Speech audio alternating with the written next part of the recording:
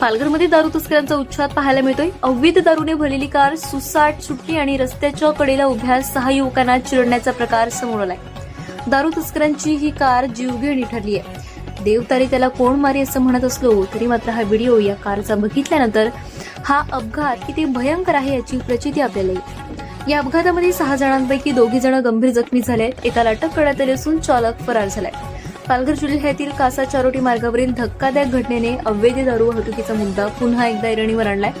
पोलिसांनी दिलेल्या माहितीनुसार भरधाव कारने रस्त्याच्या कडेला उभ्या असलेल्या 6 युवकांच्या दिशेने धडक दिल्याने संदेश कवले आणि मयूर कांबेरा हे दोघेही गंभीर जखमी झाले, तर एका मोटरसायकलचेही मोठे नुकसान झाले. या प्रकरणी कासा पोलिसांनी भारतीय न्याय संहिता, महाराष्ट्र दारूबंदी कायदा आणि मोटार वाहन कायद्यान्वये गुन्हा दाखल केलाय.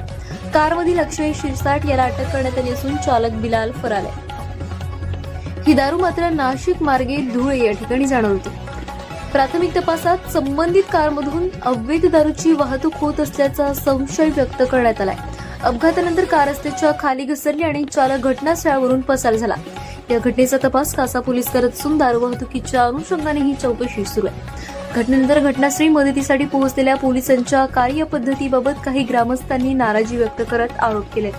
या घटनेनंतर जिल्ह्यात अवैध दारूची वाहतूक किती मोठ्या प्रमाणात सुरू आहे. सेलवास, दमन आणि खानवेल महाराष्ट्रात बंदी असलेली दारू तस्करीवर नियंत्रण ठेवण्यासाठी डहाणू चारोटी येथील उत्पादन शुल्क विभाग मात्र कुचकामी ठरत आहे.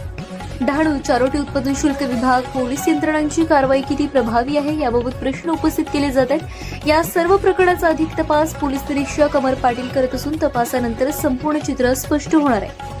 त्यामुळे एक देश एक भाव ठेवला तर दारूच्या तस्करीला चांगलाच लगाम घालता येणार आहे. त्यामुळे दारूबंदी असलेल्या अनेक राज्यांमध्ये व उत्पादन शुल्क विभागाचा अतिरिक्त कर मोठ्या प्रमाणात असल्यामुळे स्वस्तात मिळणारे दारू त्याची तस्करी मोठ्या प्रमाणात पाहाव्यास मिळते.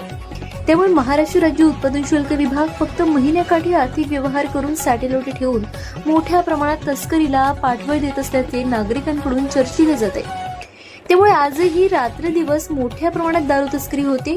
मात्र उत्पादन शुल्क विभाग महिन्याकाठी फक्त 1-2 कारवाई करताना दिसत आहेत. हे आपल्या जिल्ह्यासह महाराष्ट्राचं दुर्दैव आहे. त्यामुळे महाराष्ट्राचा पगार जाणारे उत्पादन शुल्क विभाग मात्र राज्याचं उत्पादन शुल्क न वाढवता स्वतःचा खिसा भरण्यात धन्यता मानत आहेत. यावर आम्ही थेट उत्पादन शुल्क विभागाचे निरीक्षक देशमुख यांना फोन केल्यानंतर मात्र त्यांचा फोन नॉट रिचेबल आला. त्यामुळे महाराष्ट्रात बंदी असलेल्या दारूला आशीर्वाद उत्पादन शुल्क विभागाचा व काही पोलिसांचा आशीर्वाद असल्याचं नागरिकांकडून बोललं जात आहे. कटू आहे पण ते सत्य आहे. नवनवीन व्हिडिओज बातम्या पाहण्यासाठी पहा जनतेचा वाली.